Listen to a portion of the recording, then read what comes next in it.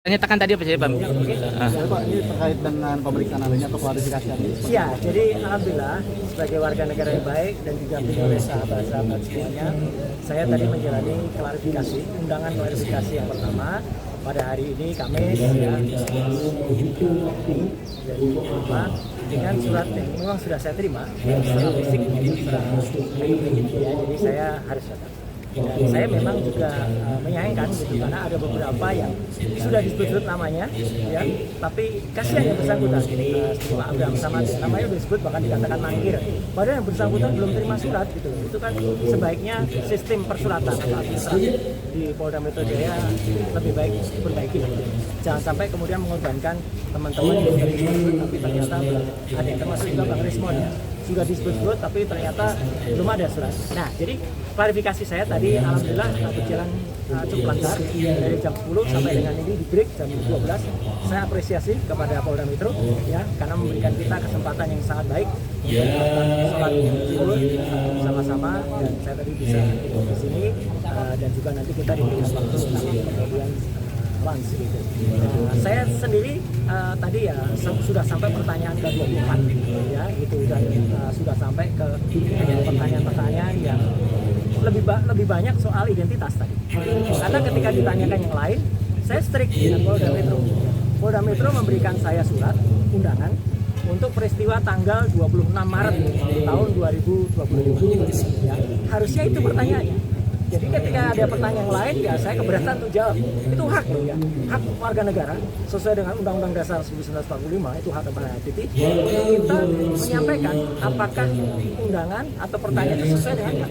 Ketika pertanyaannya tidak sesuai dengan suratnya ya kita harus menyatakan keberatan. Yang kedua adalah lucu, dalam undangan itu tidak ada juga siapa terlapornya. Padahal kan sudah disebut mana-mana sudah ember tuh ya. Lawyernya mengatakan terlapornya adalah ini. Tapi dalam surat itu nggak ada. Jadi kalau dalam surat itu nggak ada, ya kita nggak wajib itu melakukan klarifikasi. Pelapornya ada, Joko Widodo, ya pasal-pasalnya banyak banget gitu. Tapi terlapornya nggak ada. Nah, terlapornya penting ya teman-teman. Jangan asal mau kemudian diambil keterangan. Kalau ternyata terlapornya itu saudara kita sampai dengan 3 tahap, kita nggak wajib memberikan karena bisa jadi kita nanti nggak diakui keterangan kita karena itu saudara. Apalagi yang terlapor itu misalnya kita sendiri, ya. Jadi kita nggak usah kasih jawaban karena kita berhak untuk diam, berhak untuk tidak memberikan keterangan kalau memang itu tidak tertulis. Jadi terlapornya tidak ada. Ini penting banget ya, terlapornya. Yang kedua adalah locus delicti dan tempus delicti 26 Maret itu saya berpegang ke situ. Jadi kalau bukan itu yang ditanyakan, saya keberatan untuk jawab. Kemudian satu lagi adalah barang buktinya. Itu disebut Undang-Undang Informasi Elektronik bla bla bla bla. Mohon maaf sekali lagi. Saya ikut merumuskan Undang-Undang Informasi dan Transaksi Elektronik. Jangan sembarangan menggunakan pasal itu untuk mempidanakan orang. Ya, Undang-Undang Informasi Transaksi Elektronik dibuat dengan niat baik agar Indonesia itu terlepas dari dikucilkan ke dunia internasional karena kita tidak memiliki undang-undang dalam bidang e-commerce. Jadi pasal-pasal itu adalah misalnya untuk 32 dan 35. Ini misalnya untuk seseorang ini bukti transfer kepada teman. Tapi bukti transfer direkayasa, tidak kodik. 1 juta dijadikan 10 juta. Nah, itu yang dipidana. Ada orang misalnya ya posting ijazah asli gitu. Tapi ternyata yang punya ijazah nggak mengakui kalau itu asli. Ya, kader partai itu. Ya, dia yang harusnya bisa kena itu. Dia bisa kena 8 tahun atau 12 tahun. Sedangkan Dr. Rismon, Pak saya tidak melakukan apapun terhadap barang elektronik. Dan yang penting, barang elektroniknya nggak ada. Jadi dokumennya saya tadi tanya, mana dokumen yang dilaporkan? Nggak ada, Pak. Loh, kalau nggak ada ya gimana penyidik? Gitu. Kenapa nggak ada dokumen elektronik?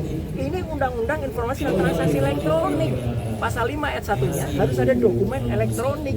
Jadi kalau dokumen elektroniknya nggak ada, sama saja dengan kita tiba-tiba Bang Rustam ini tiba-tiba dituduh melakukan pembunuhan, tapi mayatnya nggak ada. Gimana bisa dituduh beliau melakukan pembunuhan? Bahkan kalaupun ada mayatnya diperiksa dulu, diforensik dulu. Benarkah mayat itu terbunuh atau dibunuh? Kalau Bang Rusman tiba-tiba ngaku aja saya mau, ya kasihan beliau dong. Jadi saya ngajak teman-teman untuk lebih berpikir ya, termasuk juga penyidik ya.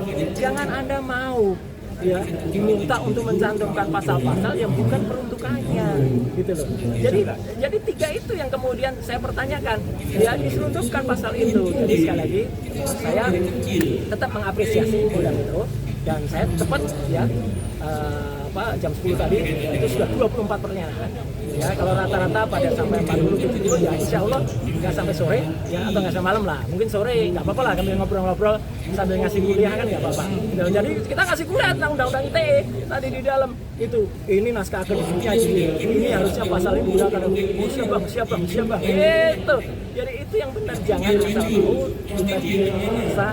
Orang itu harus tahu hukum, tapi jangan sampai orang itu kemudian dipaksa untuk menjalankan hukum yang tidak pada semestinya. Itu saya kira. Pak Roy, kan tadi kan juga disebutkan